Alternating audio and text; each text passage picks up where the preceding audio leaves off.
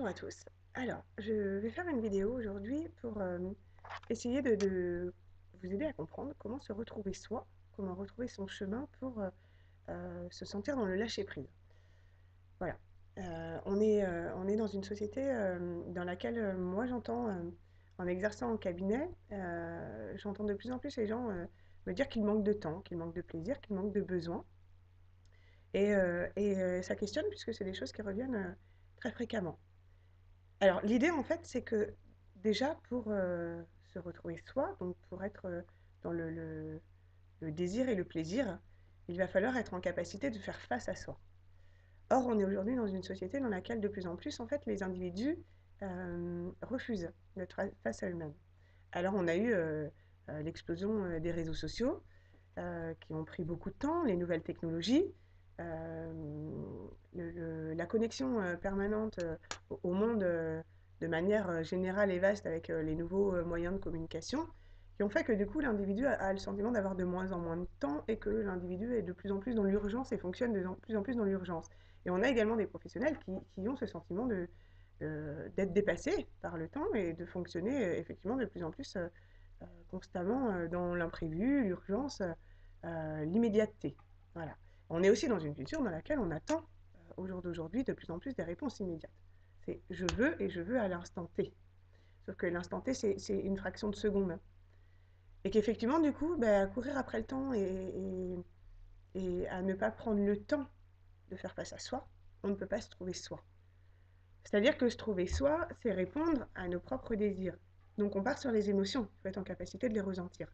Pour les ressentir, il faut avoir le temps d'être dans l'analyse de soi, donc de s'écouter soi-même. Vous voyez, c'est là où on voit bah, que tout est lié en fait, et que moins on prend le temps de prendre du temps, et moins on a le temps de ressentir ce que l'on ressent. Et donc plus on se perd soi-même. Effectivement, dans cette société où on se perd soi-même, à un moment donné, les obstacles de la vie nous ramènent à quand même se poser certaines questions. Et donc l'idée, c'est de vous expliquer, et de manière plus globale, puisque c'est des choses moi qui reviennent du coup beaucoup beaucoup en séance individuelle, et je me suis dit que de y répondre de manière plus globale, ça pourrait aider d'autres personnes. Alors bien sûr, ça ne sera pas aussi approfondi qu'en séance individuelle, puisque je ne pourrai pas personnaliser les conseils, et que la manière générale de présenter les choses ne pourra pas s'appliquer, bien sûr, à tout le monde et dans toutes les circonstances. Voilà. En tous les cas, donc point numéro un, c'est prendre quelques minutes pour soi par jour. Quand je dis quelques minutes, c'est de l'ordre de à peu près 3 à 5 minutes, déjà au tout début, pour juste se dire dans quel état émotionnel je suis. Là, qu'est-ce que je ressens? Est-ce que je suis dans la peur, la colère, la joie, le plaisir? Qu'est-ce que moi, je ressens à l'intérieur de moi? Vous allez apprendre. Au départ, ça vous paraît difficile, vous n'allez peut-être pas ressentir, et puis petit à petit, vous allez de mieux en mieux les ressentir. Une fois que ça, vous l'aurez ressenti, vous allez être dans la capacité de vous dire, eh ben, voilà dans quel état émotionnel je suis. Maintenant, qu'est-ce que moi j'attends de ce que je suis? Quel est mon chemin pour moi? Parce que ça, en fait, dans cette société où on mentalise tout, il n'y a personne de mieux placé que vous-même pour vous amener à cette vérité-là, à la vérité de votre propre chemin. Donc l'idée, c'est je me recentre sur moi-même, je prends du temps pour moi, pour me ressentir, pour ressentir mes émotions. Et de là, je glisse vers l'analyse de qu'est-ce que je veux pour moi, quelles sont mes attentes de ma vie. Rappelez-vous que vous êtes acteur de votre vie, qu'il n'y a personne ni rien qui peut vous aider à décider de votre vie, que les obstacles que vous avez et que vous rencontrez quand vous avez l'impression de les subir ne sont là que pour vous éveiller sur votre chemin et le bon chemin, c'est-à-dire celui qui s'ouvre et qui est dans la lumière de ce que vous êtes. Voilà. Donc, 3 minutes par jour, c'est possible pour tout le monde, hein. C'est soit le matin, soit le soir, soit dans la journée. C'est être en capacité de se recentrer quand vous vous sentez à un moment donné sur votre activité professionnelle ou sur votre secteur professionnel en mal-être. C'est prendre 3 minutes pour aller s'isoler, soit seul dans une salle de pause, soit dehors, soit dans les WC où là vous êtes seul face à vous-même et de vous dire qu'est-ce que je ressens? Pourquoi je ressens ça? Qu'est-ce qui m'amène à ressentir ça? Du coup, vous allez évincer le sentiment de colère, de mal-être ou de peur. Parce qu'en fait, quand on est en colère parce que ça vient alimenter chez nous un ressenti profond. La colère, c'est quoi? C'est ça. C'est ça me ramène à quelque chose de difficile à vivre pour moi. Mais pourquoi? Et une fois que vous l'avez identifié, vous êtes en capacité de le gérer. La peur, c'est aussi ça. C'est j'ai peur parce que je n'ai pas la certitude de ce qui m'attend. Mais on n'a jamais la certitude de ce qui nous attend. Et pourtant, on n'a pas toujours peur. Donc dire si j'ai peur, qu'est-ce que moi, en tant qu'être bien pensant, je peux mettre en œuvre pour? Je dis toujours que n'oubliez pas que quand vous avez peur de quelque chose, alors la peur et les émotions sont extrêmement légitimes, hein, c'est aussi ce qui caractérise l'être humain, donc c'est normal de ressentir des émotions positives ou négatives, mais que la peur, en fait, elle amène toujours euh, à la crainte de quelque chose parce qu'on oublie qu'on est un être humain et donc un être pensant. Et l'idée, c'est de vous rappeler qu'en tant qu'être humain et qu'en tant qu'être bien pensé et pourvu d'une intelligence suffisante, vous avez toujours la capacité à réfléchir et donc la capacité à trouver une stratégie et à vous sortir d'une situation qui vous semble être parfois lourde de conséquences, voire insurmontable.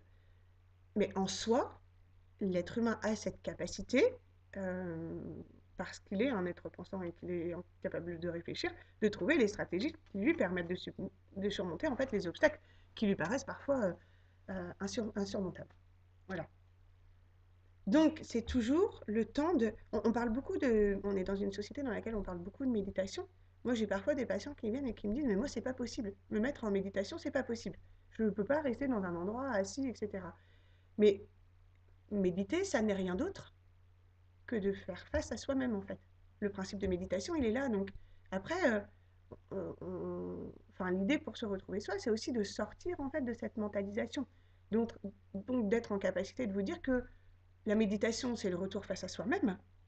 C'est la prise de conscience que vous êtes un être vivant, que vous avez la chance de ressentir des émotions, de vous ressentir aussi en tant qu'être voilà, physique, de sentir que vous avez voilà, des bras, des mains, des pieds, que vous êtes dans ce plaisir d'exister et de vivre. Et que la méditation, c'est ce retour face à soi, que vous soyez assis, allongé, en train de marcher, enfin peu importe. L'idée, en tous les cas, ça n'est pas de fuir. C'est-à-dire que quand on me dit, moi je médite euh, en courant et en me posant des challenges, là je vous dirais, bah non, là par contre ça pose question. Courir et faire un petit footing en pleine conscience, parce que c'est aussi en travaillant sur la pleine conscience, hein, c'est-à-dire je suis conscient à l'instant T que je prends conscience de ce que je suis. Donc on est vraiment dans la pleine conscience. Et quand vous faites un footing en pleine conscience, en prenant acte de ce que vous ressentez, de ce que vous sentez, de vos sens, là, il n'y a pas de souci. Par contre, faire un footing en se fixant un challenge de temps ou de kilomètres parcourus, là, effectivement, on n'est pas dans la méditation. Parce qu'on n'est pas sur le retour sur soi, on n'est pas sur l'appropriation de ses propres ressentis. Donc l'idée, en fait, c'est de faire ce retour sur soi-même, euh, mais peu importe, ça peut être chez vous, ça peut être allongé dans le canapé, sur un lit, assis dans un fauteuil, en écoutant une musique qui vous ramène à ce que vous êtes, ou en étant assis, enfin, peu importe la technique utilisée en fait, démentalisez ça, mais retrouvez-vous vous-même. Et à partir du moment où vous allez vous retrouver vous-même, faire face à vos propres émotions, vous serez en capacité de trouver les stratégies qui vous permettront, du coup, de trouver des solutions et de vous mettre sur le chemin que vous vous êtes donné, sur votre propre chemin à vous, en fait. Celui qui vous convient et celui qui va, du coup, vous ramener à un épanouissement de soi. Donc, pratiquement, comment ça fonctionne? Eh ben, c'est prendre, euh, on va dire, au moins 3 minutes par jour. L'idéal, c'est que vous le fassiez sur 10 minutes, un quart d'heure. Mais 3 minutes par jour, déjà, pour se retrouver soi.